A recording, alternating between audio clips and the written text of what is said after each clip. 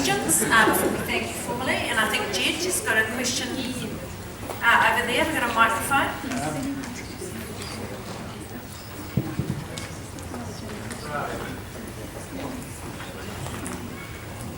Thank you, David. David Cunliffe from the EPMU. Congratulations from the EPMU and your success, and wish you all success over the next 12 months. I suppose just a little issue for us to consider is that we're seeing a lot of our workers moving into a dependent contractor role in a range of industries, and they're copying the risk now from the larger companies. Not sure you've had a chance to think about that, but if you have any comments about how we might be able to deal with some fairness and equity for those small dependent contractors? Thanks, sir. Obviously that's a big topic, and it's one that we're going to need to give a lot of thought to over the months and year ahead. A couple of starting comments, Jed, and thank you for it. The first is that, of course, the Vulnerable Workers Protections Covenant Part 6A are partly designed to protect workers from a deliberate strategy of contracting out in order to lower wage rates. And by reducing or removing those incentives on unscrupulous employers, we thereby probably slow down the process of contracting out that we've got to deal with. Secondly, from a political point of view, I really believe that a lot of those workers who found themselves now as independent contractors and who've been told by the key government that they're now small business people and they ought to vote national, have discovered that that's not a recipe for enduring success. And we want them back. And we want them back because history shows us that under a Labour-led government, economic growth is higher than under national governments. We more often run surpluses and we deliver better jobs and lower unemployment. And that means that contractors can earn a better living under that kind of New Zealand.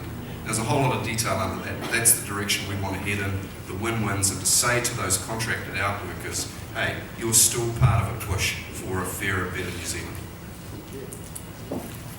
Thanks. Chris Flatt. We've got here, down here, Karen.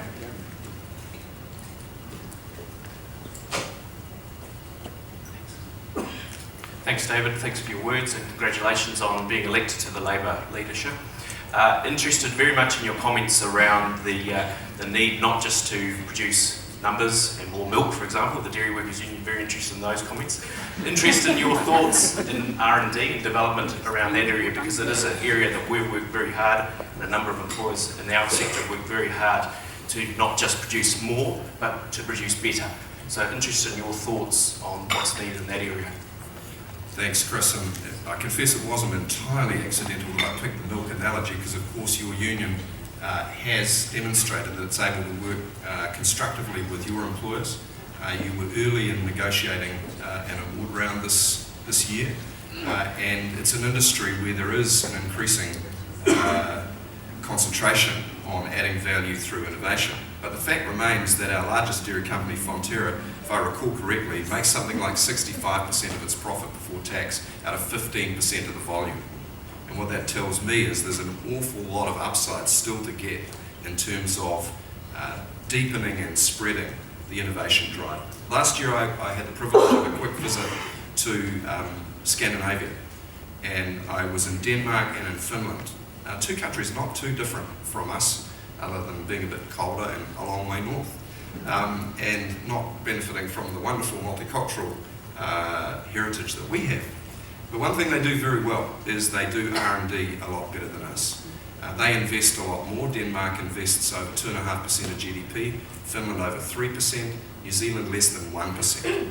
Right? So we're not going to get rich, folks. We're not going to be able to support an enduring drive for better wages unless we invest and retain the smarts that allow us to add that value. So at the end of the day, there's a win-win to be sought here, and the key difference, there's a key difference between us and the National Party,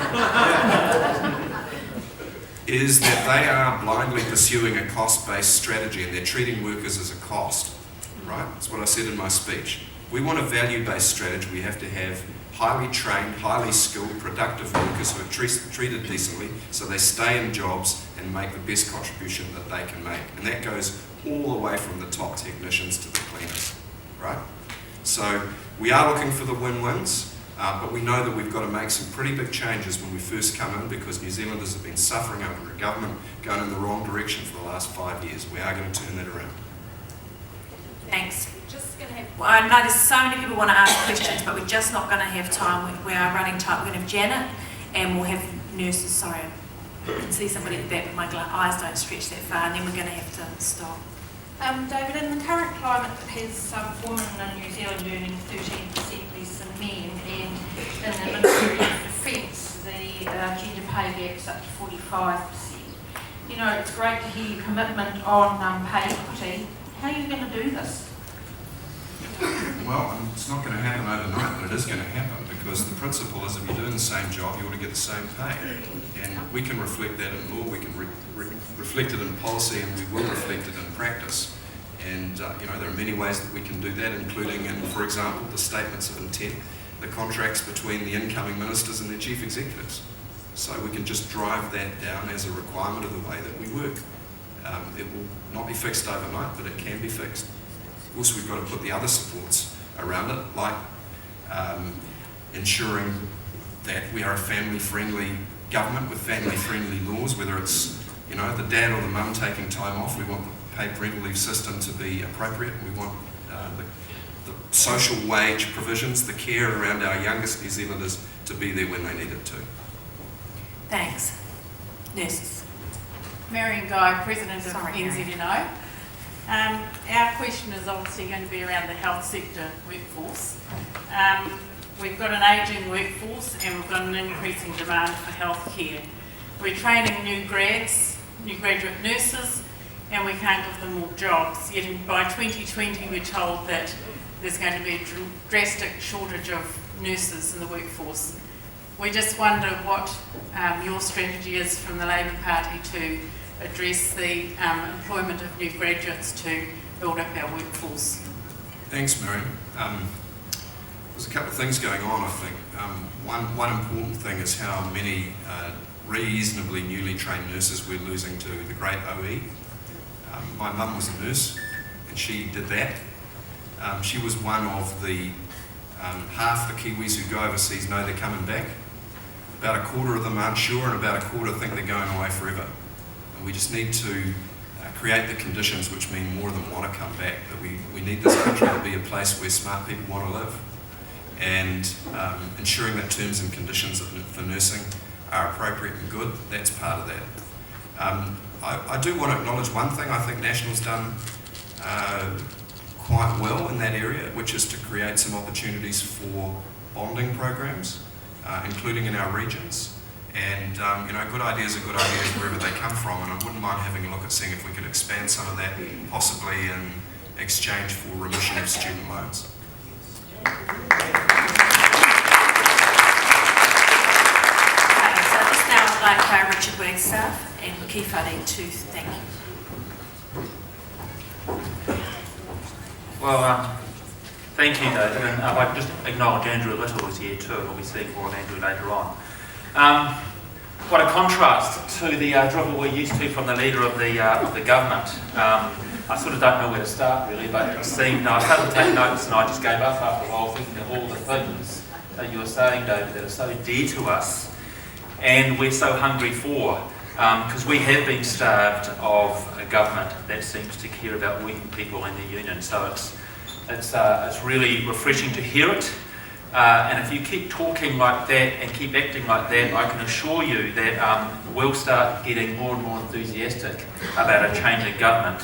And not just dreaming about it, but actually realising this is just within our grasp, and all we have to do is act as you suggested. And I'm sure that it will become a reality. And I look forward, as Helen said, to welcoming you at the next Biennial conference as leader of the country. That really would be something special. And telling us about the first 100 days and the changes that we will be enjoying at that point, because we really need some change. We really need a Labour-led government that means what it says and makes those things happen. And this country will be what it could be, and we look forward to that day. So thank you for coming. Good luck on the campaign trail. We will be fighting really hard for the rights of workers on that trail. And I know that together we have a very positive chance to make this country different too. So thank you so much, David, and all the best for you.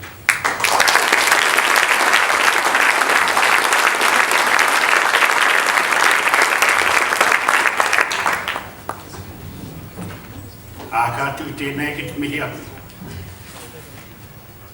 Tēnei rangatira o te tōpū reipa. O reira kāmi ngā mihi ki a koe e raui, tēnā koe. Nau mai hara mai, waiganui tēnā o tātou uniona, kau pai tai mai. O reira tēnā koe. Kei muri nā, ia koe Carol. Hei tū, tēnā korua. Tēnā korua e hara mai nei ki tā tautoko, te hāpai tēnei kaupapa. O reira tēnā korua. Whakatau tēnei o tō tātou, o tā koutou rangatira David. O reira tēnā korua. O tātou waiata mo tēnei, au atu. Au atu rāna kōrero, au atu rāna i, au atu rāna aroa, moa te pono, au atu rā te rāna, au atu rāna i, au atu rāna haenga, ka hoki mai anō. Mautonu ki te pono, ka turana tira, aroata watani, moa ke tonura. O reira, kia koe te anō. Me te homai te pakipaki o tēnei o tō.